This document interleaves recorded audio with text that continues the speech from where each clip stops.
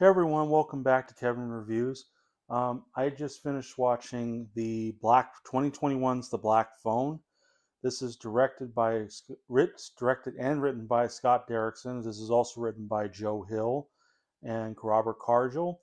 And our cast includes Mason Thames, Madeline McGraw, Ethan Hawke as the main star in this.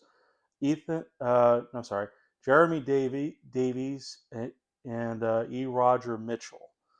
So I do remember the trailers for this, and it's supposed to be past. It's supposed to be from Blumhouse Productions, and I remember the trailer being kind of interesting, but at the same time, I didn't know what it was trying to do. Whether it was trying to be scary, was it trying to be more of a thriller? Because it basically looks like it didn't look really that scary, nor does it look, you know, didn't have that kind of. It kind of, I mean, it does have that horror vibe, but because it includes some supernatural stuff in it. So I didn't know what to think about it, and because this was 2021, because during the pandemic, I didn't really see anything new. I was more comfortable with what I was seeing before, so um, and because this is horror, and because I saw this by myself alone, it's I probably didn't get much of a reaction out of it, but I don't know. I didn't think much about it after seeing the trailers, but I at least remember it based on the premise alone. But when it came out, it was supposed to be very good from both audiences and critics. But yeah, I didn't see it for such a long time. But now as I'm recording this, being on a Sunday, about a week away from now, this is it's going to the sequel, The Black Phone 2, which bit of a spoiler. I will plan to see that and review it. That's why I went ahead and got the movie. Uh, that's why I bought the physical copy of the movie, so I can see that, and then before seeing the Black Phone 2. So, but that's basically the gist of it. I remember seeing the trailers. It looked interesting, but wasn't sure what it was trying to do. Um, but yeah, so I did see it today, and this is coming off. This is right after I saw, um, pretty much after I saw Scooby Doo on Zombie Island. So I watched the double feature today, and here's my thoughts on the Black Phone. So the plot in the Black Phone 2 is it takes place in North Denver of 1978. Um, Seems normal. We have a boy named Finn, played by Mason Thames, who's just kind of going out as going on with his, in high school or junior high. I'm not sure. I think it's junior high, probably high school. But in any case, he's going through things. He has some bullies. He has a crush, and kind of typical. Growing up as a boy in high school, and but unfortunately, the town is plagued by a child abductor and killer known as the Grabber, played by Ethan Hawke. And then one day, the Grabber picks up Finney, um, and takes him to a basement, with the bed and everything to as a hostage, for his twisted games. The only thing that's there is like standard bathroom, a bed, and a black phone, which is supposedly disconnected, but when the Grabber is not around, it rings for Finn, and and who is at the other line but the ghosts of the kids who were also abducted by the Grabber, and they attempt to help Finn get out of there. So, um, yeah, the thing is, I do like it. It's it's not scary because it does. I think it plays more like a thriller kind of supernatural thriller. Doesn't have too many scary moments nor jump scares. Um, at all. There are moments that did make me jump, and even sometimes has some good humor in it when it's doesn't even seem like it is. It's interesting where it's kind of going.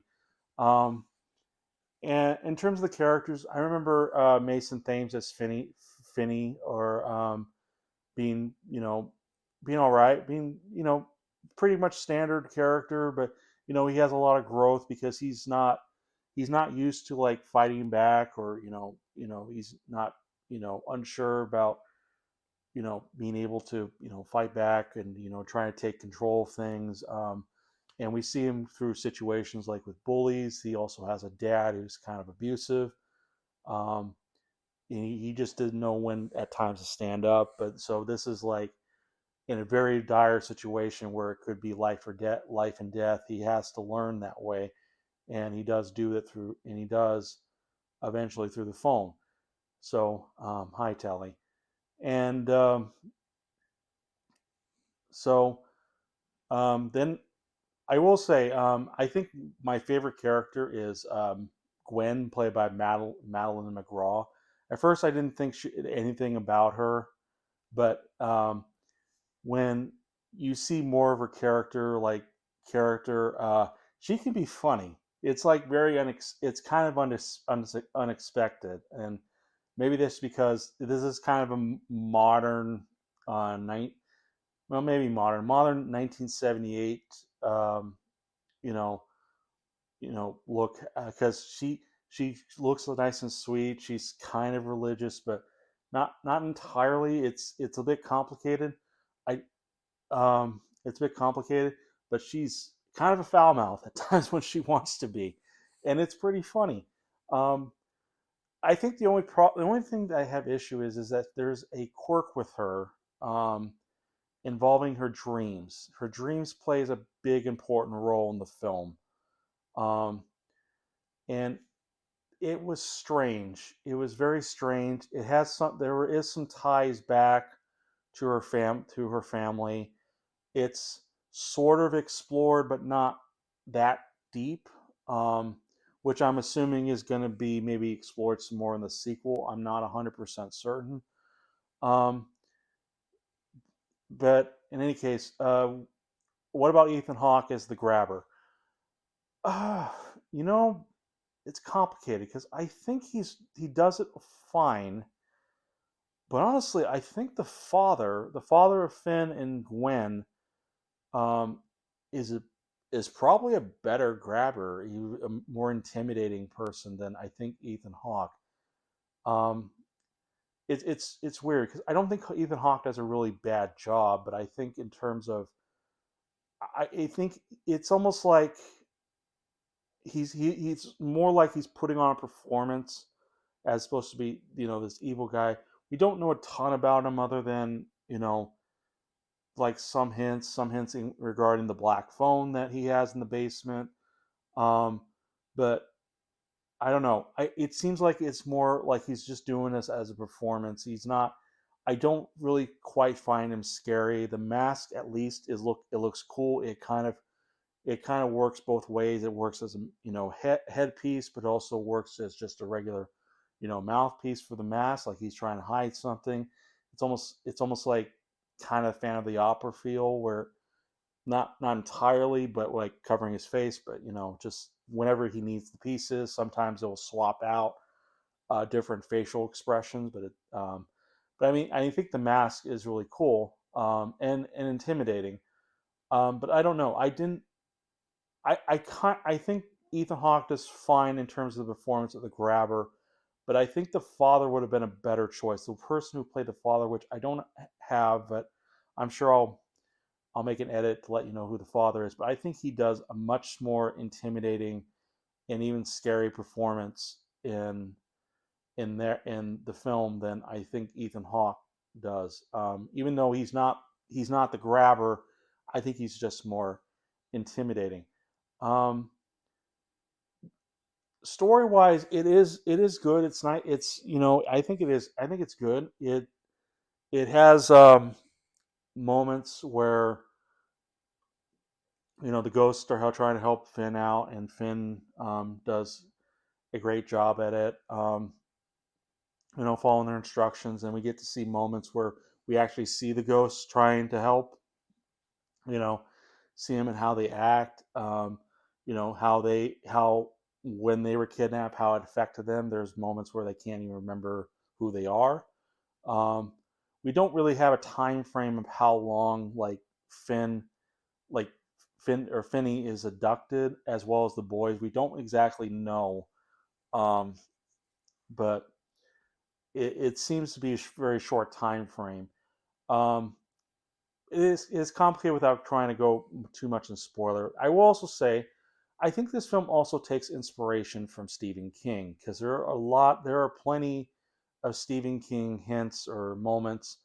Um, I mean, one for example, I think the trailer even shows it is Ethan Hawke's the grabber. He likes to kick. He has this the grinning demon type mask, along with these black balloons, which reminds me of the It films, which I haven't seen, but I've seen the trailers, where it's a clown carrying red balloons, so you can make that distinction. And there's also other hints if you're a big time Stephen King fan. That was one thing I noticed. I'm not exactly sure why, but and there's like actually another moment that I remember. It ties back into Gwen because it involves these dreams that again it does feel like something from Stephen King. So um, I don't know. Um, I think the I think it's shot well. The color's more gray. It's like very I think grayish or grayish beige. I don't know. There's really not a ton of color in this, and that's the whole point, is to make it really morally gray. It's like this town has been plagued by the grabber so much that everything is just falling apart. So, um, but yeah, I mean the color is good. Probably would have liked a little bit more color, but I think what they did was is very good. Um, but yeah, I have to cut here for a bit. Okay, sorry about that cut. I was going over my time, so I have to make another edit.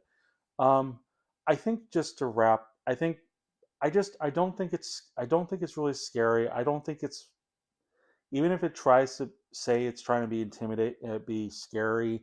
I don't really think it is, because again, if you listen to the premise alone, I mean, there is supernatural stuff happening here, but the ghosts are helping Finn, and then you got the grabber who, we don't know exactly how he plans things, and unfortunately, the ghost coming in just kind of ruins, any potentially scary moments for the grabber. It, um, I mean, aside from maybe a couple moments, otherwise it kind of ruins any possible scare. I think for me, I think in my opinion. But I mean, I like what they did. I like the ending, especially how it wraps up in terms of the story and stuff. Um, but yeah, I think there's a lot of good things in the film overall. Um, but like I said, I don't think it's scary. Is it?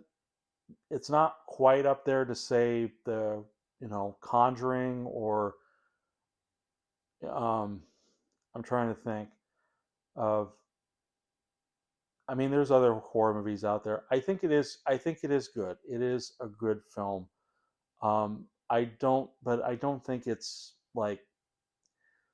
I think overall, I think I would just give the Black Phone 3.5 stars. Despite all the praise I give, there are weird story moments involving Gwen, her dreams that don't exactly make sense. But again, there is supernatural elements, so maybe that's why.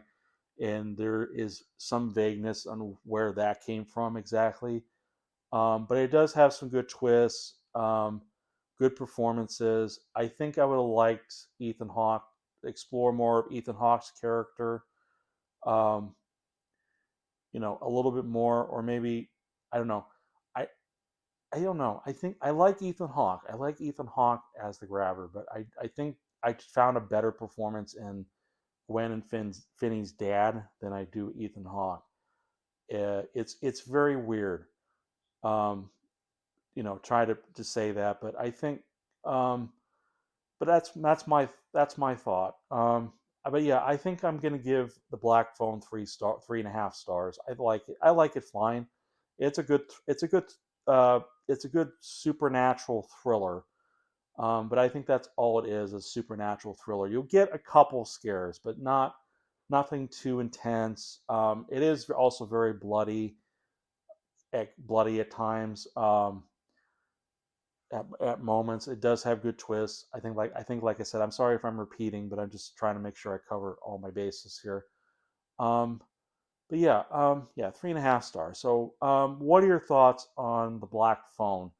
Leave in the comments below. Give a like or dislike the review if you want. And feel free to subscribe to my channel if you want. And I'll see you guys in the next review.